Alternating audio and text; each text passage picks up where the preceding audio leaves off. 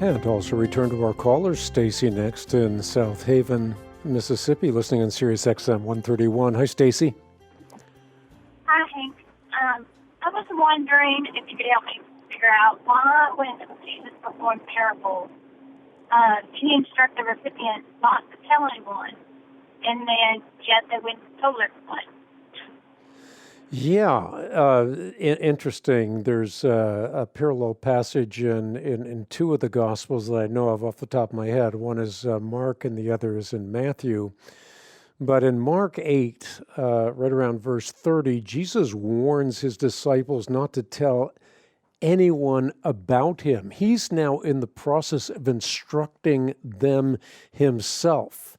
And Christ is about to sit upon the throne of David forever, and he does not fulfill that mission until he is coronated on the cross as the Messiah, not of this world, but of an eternal kingdom of God which will never go away. He was having a hard time in putting this in colloquial language, getting that through to his disciples to begin with.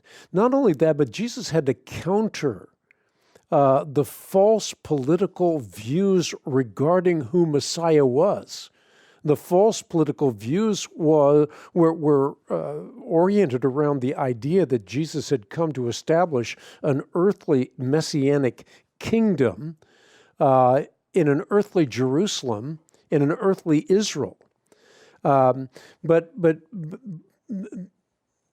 his mission was not that at all. His mission could only be fully understood in light of his crucifixion and resurrection. So Jesus wanted the people to have a context for what he was doing. His mission was not merely temporary miracles, but a new heaven and a new earth in which we would never have to suffer.